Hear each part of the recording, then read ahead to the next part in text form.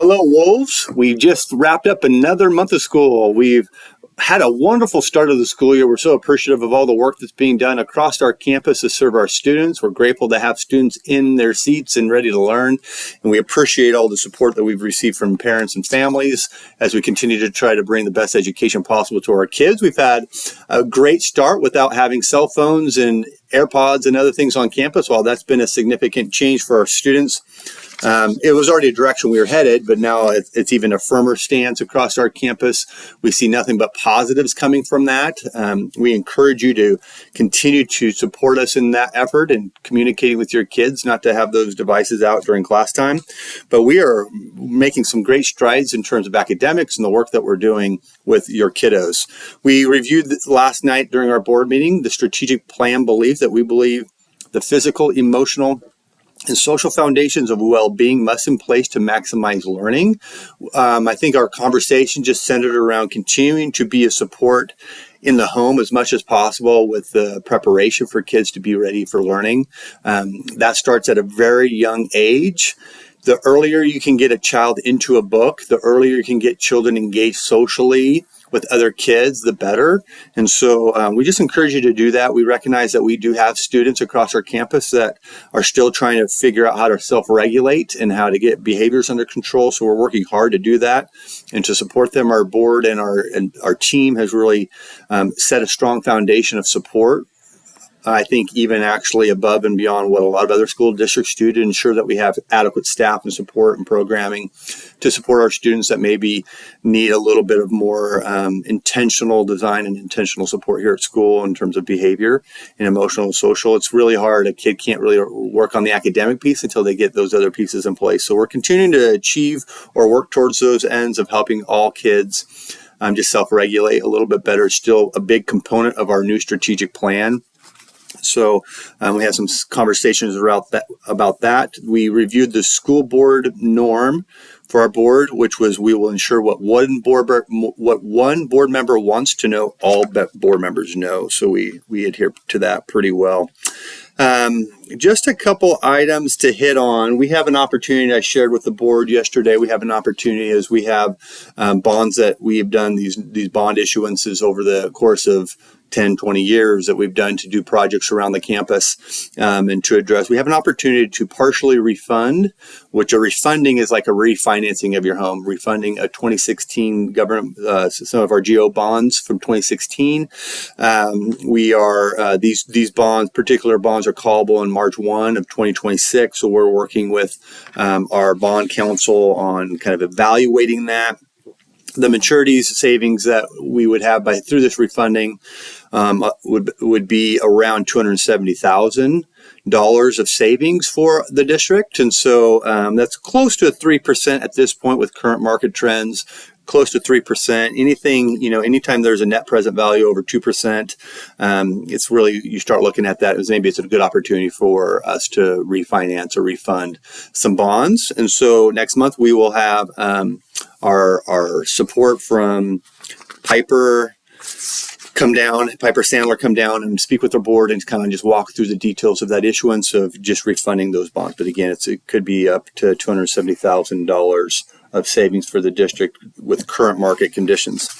I give the board, many of you know that I had the opportunity, and Mr. Moeller and Mrs. Pryor joined me to go to Washington, D.C., a very unique experience to get on a national stage to talk about Reed Spring School District in Southwest Missouri and the work that we're doing to enhance workforce readiness. I was asked to engage in a conversation in front of a congressional committee working on work. Really, the center of the work is how do we, 2 and 4 year college degrees work for some kids, but for a lot of kids, maybe that's not the right pathway to take. And so how do we continue to expand workforce development?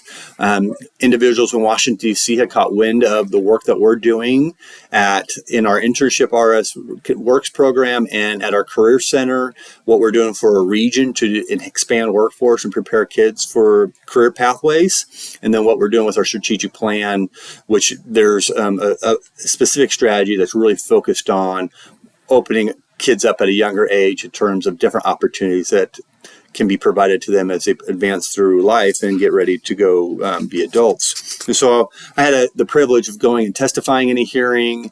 It was a phenomenal experience. Got to spend quite a bit of time with Congressman Burleson. He invited me to participate in a podcast where we really got to dive into some of the challenges of public education.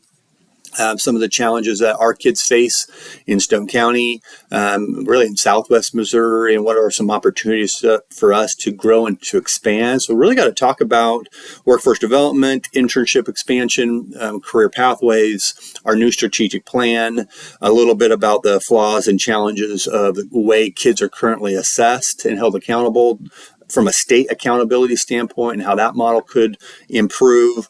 Gave an opportunity to make some really strong connections with congressmen and with other individuals that are engaged in the workforce, and some potential partners, and just a phenomenal experience that I was told even by some across the state that do a lot in Jeff City, advocating for public education, that they haven't had a school superintendent go to DC to represent public education for Missouri. So just to say it was a unique opportunity was an understatement.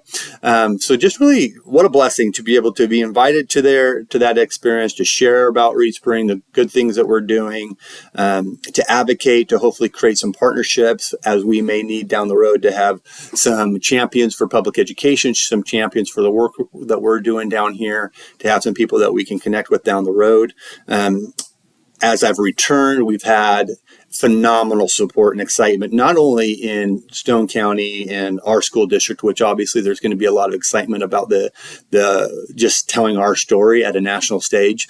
But I was part of a meeting where we had people that really are just all Taney County and other school districts that were so proud and excited that we were able to go there and just praised the work that we're doing in Reed Spring schools. I have the benefit as a superintendent to be the voice for the district, but really that experience was about our staff, our students, the work that we're doing, our community, which is special and unique. As Congressman mentioned to me, he said, you guys deserve to be on a national stage. The work you're doing deserves to be recognized and deserves to be a point of conversation at a national level. So just really had a phenomenal experience, and I can't even begin to convey how amazing it was to be able to speak on behalf of our district in that regard.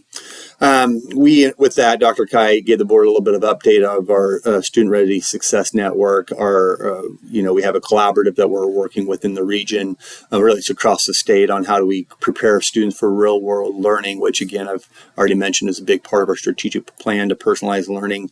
We're challenging some different models of thinking of how we educate kids, trying to make it more personalized so kids can progress through learning standards at their own pace, and not necessarily confined to a specific set of instruction just because they're in a particular grade level. That's called competency-based learning, helping kids acquire those competencies as they're advancing through that learning continuum. And all kids learn at different rates. The brains develop at different rates. And so we appreciate Dr. Kite's influence on our entire academic culture. We really appreciate our building principals and our instructional coaches who are working tremendously hard with our teacher teams to implement our strategic plan, to really focus on what our learners need to know and be able to do to be successful. We have some strong collaborative groups coming in for professional learning with our teams that are working both on collaboration and on helping our team really narrow down on what specifically it is that our kids need to be able to do, and how do we hold them to that, and how do we continue to develop a culture of goal setting. So we're really advancing in our strategic plan. Ms. Liz Smith provided our Board of Education our finance report, made some amended adjustments to the budget.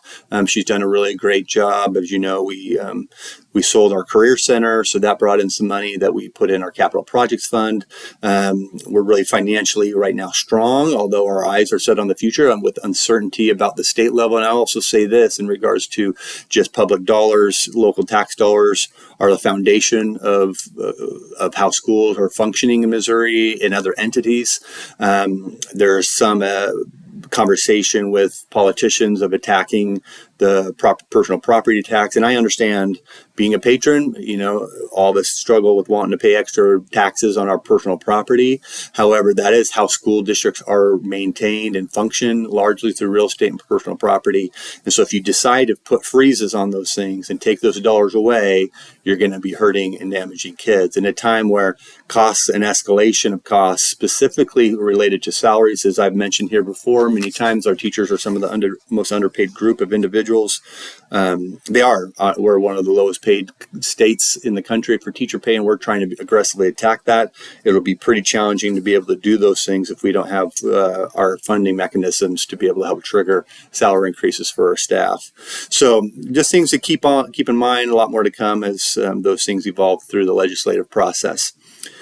Ben gave his updated report. Our Director of Communications report continues to do a phenomenal job there. We appreciate all that he does. Specifically, I appreciate what he's done to highlight my trip to Washington, D.C., and then to just give everybody a heads up on the work that we're doing. We spent some time last night through having a safety and security update. Obviously, even today, you all know that many of you know that we put out several messaging about an alleged threat that was put out on social media. It wasn't just to our school district. It wasn't even naming a specific school in our district. The challenge with a lot of the things, well, first step for us is we turn that immediately over to law enforcement. They have several avenues where they begin exploring through their cyber team, through their law enforcement channels, these threats, and then determine whether or not these are legitimate threats or not. We have gone through all that process. Again, there's been no specific threat to the Reed Springs School District at all. But what can happen, and we've had these things a number of times over the course of my time, even here at Reed Spring, where we've had to put some communication out, or we've had to investigate something that's been said. The reality is we wouldn't bring kids to school. I wouldn't allow my own children to come to school, which they all are coming to school today, if we felt like it was an unsafe situation, unsafe environment. Our law enforcement has deemed that these threats were not credible. But what happens is you get kind of the rumor mill going. We've had, of course, students start to talk and they start spreading, and that phone chain things really spreads and starts to kind of escalate things. And then we've also had even some patrons post some things on Facebook and say some things that were false and not accurate, which also is kind of a little bit of fear mongering, kind of stirs the pot.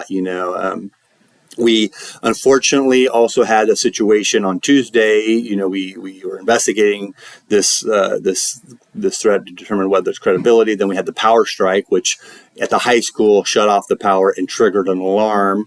The alarm that it triggered was that we needed to evacuate, that there was an intruder. This is the way our system works. There's alarms that give audible directions on what to do, our new system. We even had some patrons say that we fabricated that and we were hiding, the fact that there was some kind of threat at school. That is, to me, that is more damaging than most. That actually probably created more stir across our campus than a lot of other things. The reality is we would never do something of that nature. The lightning did strike. We turned the alarm off within about 30 seconds to a minute. But those things kind of all fuel it. So you got kids, that start the rumor mill, and then you do have some patrons that like to post things on Facebook, and that stirs the pot and gets things going. So it's kind of like, the frustration where we've already gone through the process of ensuring that things are safe with our safety and security team, our local law enforcement, but we're trying to chase all these little rabbits. So we just encourage you to do all you can. Social media can be good, but also can be damaging.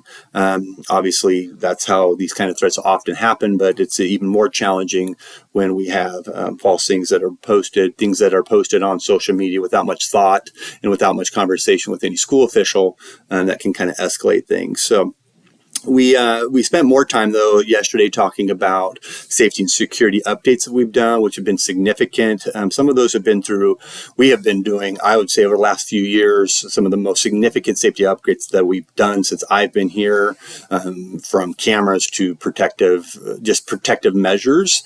While I won't go into the specific details of all of our safety plans, that's an important part of our security process, is that not all people know every security piece that we have in place to ensure the safety of our kids. That's an important element. We have done a lot, and there's been a new statute that's been that passed last year, and the actual bill is slipping my mind, the number, but several different protocols that schools have to have in place over the next year and a half, 2 years. Many of those things we've already have going, and now we're refining.